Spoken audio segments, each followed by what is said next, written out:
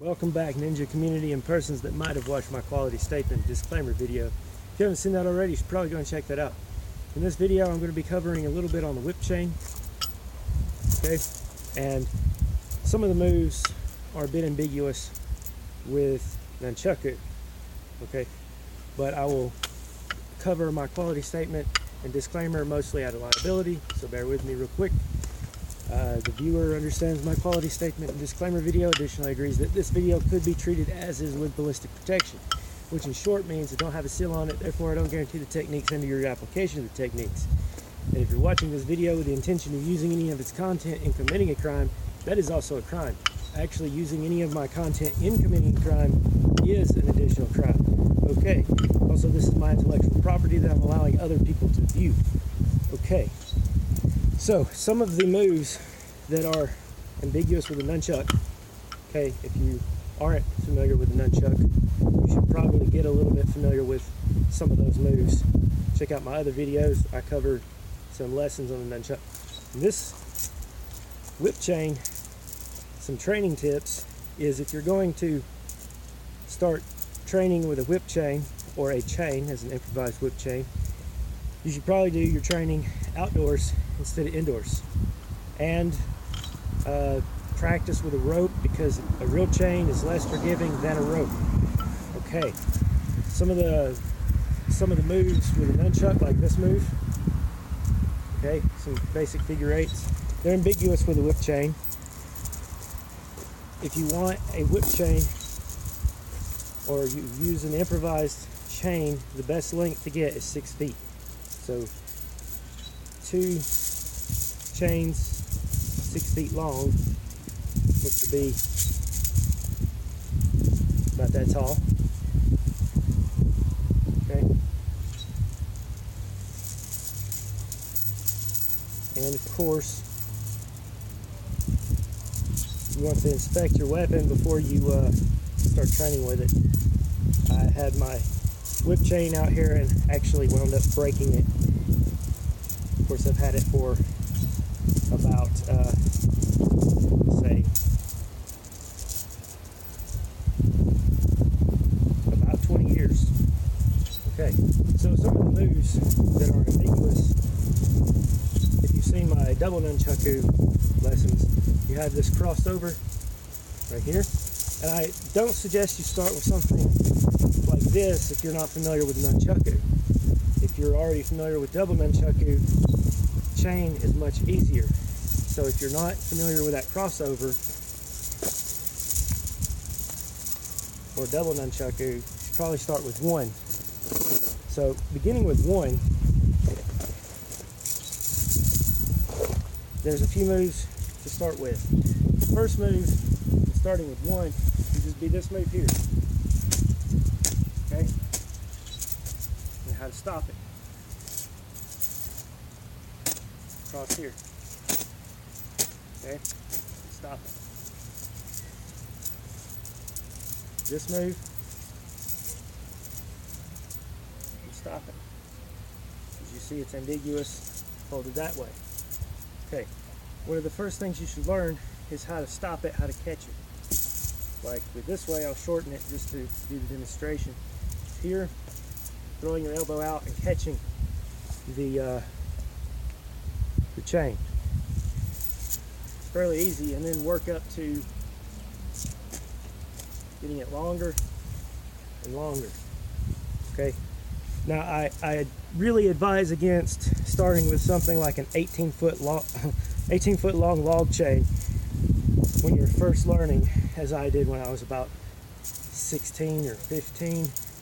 Like, I tangled myself up, was laid there for about 20 minutes trying to get out of it. And if you're training with a chain and you're just learning, you should probably make sure that you have someone nearby who can help you get up off the ground, because if this hits you in the head and you're tangled up, you could actually wind up, if it's tangled around your neck, it could wind up killing you potentially. So it's a lot better if you have somebody who can come check on you to make sure you haven't tangled yourself up and, you know, not sitting there choking to death on your own chain. Okay, so you have this move, right? Just learning how to stop. This is a move that just about every police officer should be familiar with on a chain. This other stuff right here, like this, and the variations of it, right? The variations of it. This move here, it's not really something that important to law enforcement. However, learning how to stop someone with a chain, this is where you start, right here. And learning how to stop yourself, this is where it is. Okay? So once you've worked up using this move here and can stop the whole thing without hurting yourself, that's when you can move on to the next move in that variation. And that is coming here and catching it, right?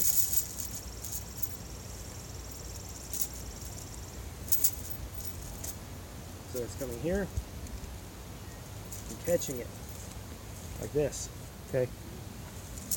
Once you've got to here and caught it, you can throw it back around and keep it going. Which brings me to the other one. The other one would be this move, going back to this move, and its variations. This also works with its variations. From here, you could stop it and throw it. That is another move just about every law enforcement should be familiar with, or should learn it, in case you ever encounter someone with a chain. Because if someone were working with a 12-foot long chain, their threat range at 12 feet is to tangle you up. It's a lot difficult to pull any weapon while you're tangled up, especially if they know how to use it. Okay, so you have this move, going it back around, and then you have this move here. Okay, and there are variations, but those are the first main set of chain to work with. And the strikes with a chain, like some basic strikes, is shortened chain, like here, is almost the same as a nunchaku. Someone who's familiar with nunchaku could pick up a set of chains if they know its real world application, and definitely be just as devastating with a chain set as they are with a set of nunchucks. But I highly suggest if someone were to use a chain as a training tool, because a different set of muscles are used when working out with nunchaku and chain than with like lifting weights, that you learn some of the stops, right? Because the chain can be less forgiving than some other weapons, especially if it tangles you up while you're trying to train with it. Okay, so you have this move, right? Again, if you miss, learning that move is so that you don't accidentally hit yourself. You can even go as far as coming this way and coming from underneath and stopping up here, up higher on the arm. Okay, so this way could be stopped at the elbow, right? Or the more simple version is stopping at the elbow and just stopping and getting loose. The other way is to stop higher, okay, up on the arm, as you see. Okay. Now some of the catches, like throwing it around, right, like this, has real world applications.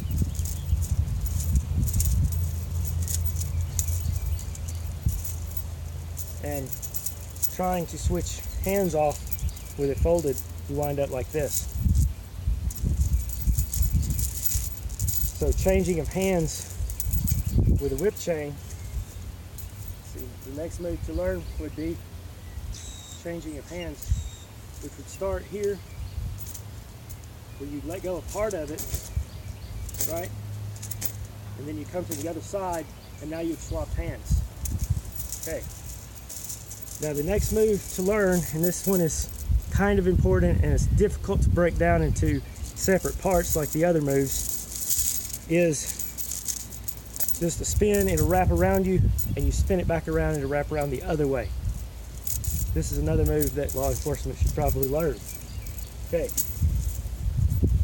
so it should start from here, come all the way around, at the leg, come back. You can see that.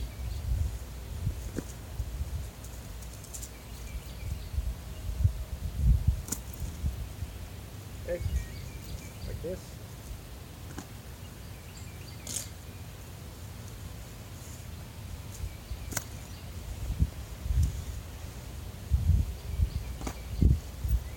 Okay. Learning that spin and catch like that is, if you are trying new moves and you start to wrap up, you can typically avoid getting injured and avoid the chain crossing up and actually causing some sort of improvised knot that can most definitely happen when you're practicing with two chains. And I highly advise against practicing with two chains beginning out with learning whip chain. So if you've watched my video so far, feel free to hit like hard like a ninja and subscribe to my channel to be alerted for when I do videos on YouTube.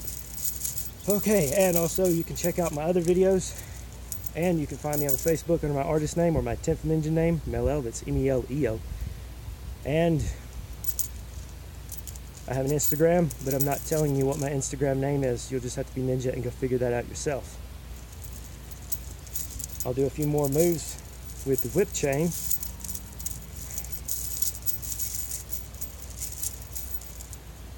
Okay, one of the other things about the whip chain, some people like the idea of wrapping up their hands.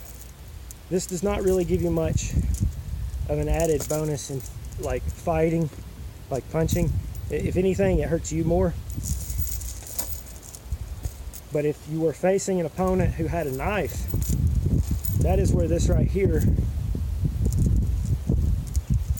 would protect you from cuts that are near the hand. Okay, otherwise it doesn't really have much of a bonus in fighting with a chain. If protecting your hand against cuts is the goal, then that would be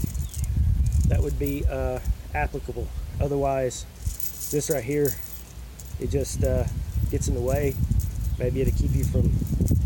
No, I don't think it's really going to help you much other than avoiding being cut. And even this right here, even this chain, still some knives can cut through this type of chain, this modern day chain. Now, if you start with two, if you're already familiar with nunchaku, which I suggest someone begin with nunchaku, some of the moves are ambiguous if you're familiar with double nunchaku. Like this move, let's see. So you have diagonal strikes. Those are typically ambiguous, and across the knees. Okay. Right. This move. All right. And you can shorten it like this. You have this. Okay. And going out longer.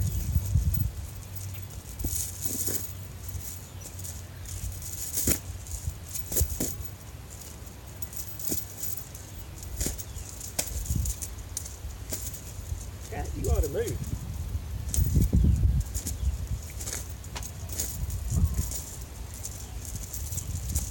Okay. So now you can share my video with people who are ninja, but not with people who have to be ninja, because they might accidentally learn something. So until next time, stay ninja, my friends. Stay ninja.